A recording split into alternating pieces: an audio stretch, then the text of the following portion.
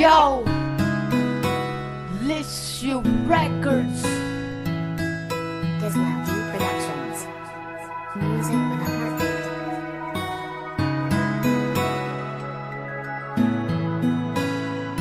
Mutuon ako karon na walay forever.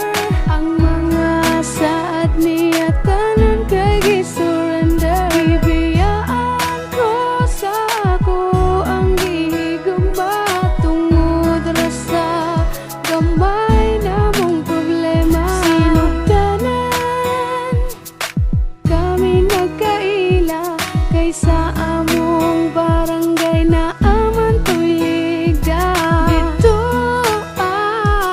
Nagsugod ang tanan kay kuno siya sa ako anay nabatian.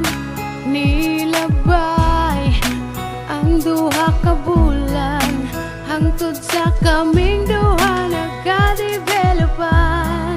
Nisugot na ko nga iyang panguyaban kay siya naman ang gipangita sa akong dughan. Mutuon ako karon na walay forever. Ang mga saad niya tanan kay gisurrender. Ibiyaan ko sa ako ang gihigugma tungod ra sa gamay namong problema.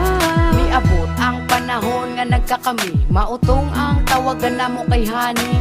Grabe, di masulti akong kalipay, kay abi na ko sa iya dili ko magmahay. Ang mga saad niya sa akuan nawala, ratanan nga murag bula. Di ba sakit huna-hunaon nga wala siya'y natuman sa iyang giingon. Wala niya gipaglaban ang among pag-uban sa 8 ka bulan. Iya rang kisayangan sa gamay ra na mga problema sayon ra sa iya ang pagbiya sa ako. Maunang ang forever wala na nakaron kay maoy akong nakita sa among relasyon. Imbis naghandong ko nga siya na pero mali ko nga nito upos iyang istorya. Mutuon ako karon na walay forever.